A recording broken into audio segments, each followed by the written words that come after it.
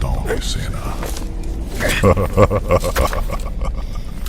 क्षत्रिय धर्म का उपहास बन चुके हो तुम सब। පර්සි ජැක්සන් කියවපු ඒ ලෝකෙට ආදරය කරපු අයට රික් රියෝඩන් මහත්මයා ඊළඟට අරන් ආපු The Heroes of the Olympus කියන සීරීස් එක කියන්නේ වෙනස්ම මානයක්. පර්සි ජැක්සන් සීරීස් එකේදී අපි දැක්කේ ග්‍රීක දේව කතා විතරක් වුණාට Heroes of the Olympus වලදී ඒක තවත් ටිකක් සංකීර්ණ වෙනවා.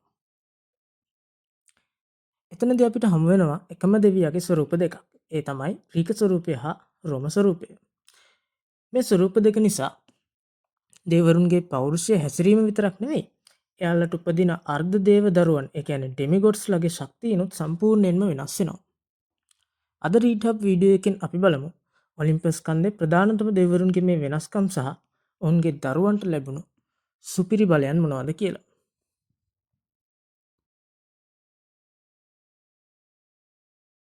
ග්‍රීක ක්‍රමයට අනුව ඔහු සියුස් ටිකක් ආඩම්බරකාර තමන්ගේ හිතුමනාපයට වැඩ කරන අකුණුවලට අධිපති දෙවිය.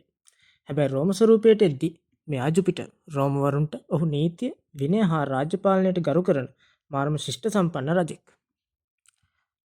සියුස්ගේ ග්‍රීක දරුවන්ට උදාහරණයක් විදිහට තාලියා ග්‍රේස්ට ලැබෙන්නේ අකුණු පාලනය කරන්න හා සුළඟ පාලනය කරන්න වගේ ඡණ්ඩ බලයන්. හැබැයි ජුපිටර්ගේ රෝම දරුවන්ට උදාහරණයක් විදිහට ජේසන් ග්‍රේස්ට අකුණු විතරක් නෙවෙයි රෝම හමුදාවක් වගේ නායකත්වය දීමේ සහ දැඩි විනයක් පවත්වා ගැනීමේ සහජ හැකියාවක් ලැබිලා තියෙනවා.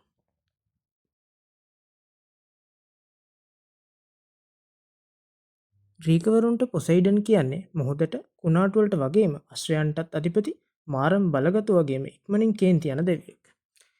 හැබැයි පුදුම දේ කියන්නේ රෝමවරුන්ට නෙප්චූන් කියන්නේ ප්‍රධාන දෙවියෙක් නෙවෙයි. රෝමවරු මුහුදු සංචාරවලට බය නිසා ඔවුන් නෙප්චූන්ව සැලකුවේ නිකන්ම භූමිකම්පා ඇති කරන තරහකාරී දෙවියෙක් විදිහට. පොසයිඩන්ගේ ග්‍රීක පුත්‍රයා තමයි අපේ පර්සි ජැක්සන්. ඔහුට ජලය පාලනය කරන්න වතුරයට හුස්ම ගන්න වගේම අශ්‍රයන් එක්ක කතා කරන්නත් පුළුවන්. හැබැයි රෝම ඉතිහාසයේ නෙප්චූන්ගේ දරුවෝ උදාහරණයක් විදිහට ෆ්‍රෑන්සෑන්ගේ මුතුන් මිත්තන්ට මුහුදට වඩා භූමිකම්ප ඇති කරන්න ඒ වගේම වෙනස් සතුන් බවට ශරීරය වෙනස් කිරීමේ හැකියාව වගේ විශේෂ හැකියාවන් ලැබී තිබුණා. අඳුරු ලෝකයට අධිපති හේඩිස් කියන්නේ ග්‍රීකවරුන්ට මරණයේ දෙවියා. හැබැයි රෝමවරුන්ට මෙයා ප්ලූටෝ. රෝමවරු ප්ලූටෝව දැක්කේ මරණයට වඩා පොළොව යට තියෙන රන්, රිදී, මුතුමැණික් වගේ මහා ධනස්කන්ධයට අධිපති වස්තුවේ දෙවියා. එහෙමත් නැත්නම් God of Wealth විදිහටයි. හේඩිස්ගේ ග්‍රීක පුත්‍රයා වන නිකෝඩී ආන්ජලෝට මලවුන්ගේ ආත්ම පාලනය කරන්න සහ සෙවණලි හරහා ගමන් කරන්න වගේ මාරම අඳුරු බලයන් ගොඩක් ලැබිලා තියෙනවා. හැබැයි ප්ලූටෝගේ රෝම දියණිය වන හේසල් ලිවෙස්කිට ලැබෙන්නේ පොළොව යට තියෙන වටිනා මැණික් සහ රත්තරන් මත පිටට ගන්න පුළුවන් වගේම පොළොව යට තියෙන උමන් මාර්ග පාලනය කරන්න පුළුවන් ධනකාමී බලයන්. ග්‍රීකවරුන්ට ඒරිස් කියන්නේ නිකන්ම ලේ පිපාසිත කලහකාරී කිසිම ප්ලෑන් එකක් නැතුව රණ්ඩුවට යන මෝඩ යුද දෙවියෙක් විතරයි. හැබැයි රෝමානුවන්ට මාස් කියන්නේ රෝමයේ පියා. එහෙම නැත්නම් ෆාදර් ඔෆ් ද රෝම්. ඔහු මාරම ශක්තිමත් යුද උපක්‍රම දන්න සැබෑ වීරයෙක්. එරිස්ගේ ග්‍රීක දරුවෝ නිකන්ම චණ්ඩිකම් කරන කේන්ති යන අය වෙද්දී මාස්ගේ රෝම පුත්‍රයා වන ෆ්‍රැන්ක් සෑන් ලෝකේ ඕනෑම යුද අවියක් ක්ෂණිකව හසුරවන්න පුළුවන් මාරම උපක්‍රමශීලී නායකත්ව ගුණාංග තියෙන බලයක් මෙයාට හිමි වෙලා තියෙනවා. ග්‍රීකවරුන්ට ඇතීනා කියන්නේ ප්‍රඥාවට, ශිල්පයට වගේම යුද උපක්‍රම වලට අධිපති මහා දෙවියෙක්. හැබැයි රෝමවරු මිනර්වාව දැක්කේ නිකන් කලාවට සහ ගෙතුම් ගෙතීමට අධිපති ශිල්පිනියක් විදිහට විතරයි. රෝමවරු මිනර්වාගෙන් යුද ශිල්පය සම්පූර්ණයෙන්ම උදුරාගෙන තියෙනවා. ඇතිනාගේ ග්‍රීක දරුවෝ ඇනබෙච්චේස් වගේ අය මාරම් බුද්ධිමත් සැලසුම් සහගත අය වෙද්දී Heroes of the Olympus කතා මාලාවේ හැටියට රෝම ස්වරූපයෙන් මිනර්වාට ඩෙමිගොඩ්ස් දරුවන් එහෙම නැත්නම් උපදෙවි දරුවන් බිහි වෙන්නේ නැහැ. මොකද රෝමවරු අයව කන්‍යාවියක් ලෙස තබාගත් නිසා. මෙන්න මේ දේව පෞරුෂයන්ගේ වෙනස නිසා තමයි මේ සීරීස් එකේ ප්‍රධානතම කඳවුරු දෙක බිහි වෙන්නේ.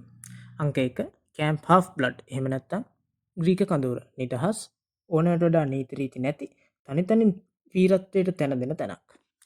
අංක 2 කැම්ප් ජුපිටර් එහෙමත් නැත්නම් රෝම කඳවුර. දැඩි මිලිටරි විනයක් තියෙන රෝම හමුදාවක් වගේ එකමුතුව බලයන විදියට සටන් කරන තැනක්. දෙවිවරුන්ගේ මේ ග්‍රීක සහ රෝම පෞරුෂයන් දෙක එකිනෙකා එක්ක පොරබදිද්දී දෙවිවරුන්ට ස්ප්ලිට් පර්සනැලිටි එහෙම නැත්නම් පෞරුෂ විකල්පනය කියන මානසික ලෙඩේ හැදෙනවා. අන්න ඒ නිසා තමයි හීරෝස් ඔෆ් ද ඔලිම්පස් කතාවේදී දෙවිවරුන්ට තමන්ගේ දරුවන්ට උදව් කරන්න බැරුව අසරණ වෙන්නේ. ඉතින් මේ ස්වරූප දෙකෙන් ඔයාලා වඩාත්ම කැමති ග්‍රීක ස්වරූපයටද එහෙමත් නැත්නම් රෝම ස්වරූපයටද?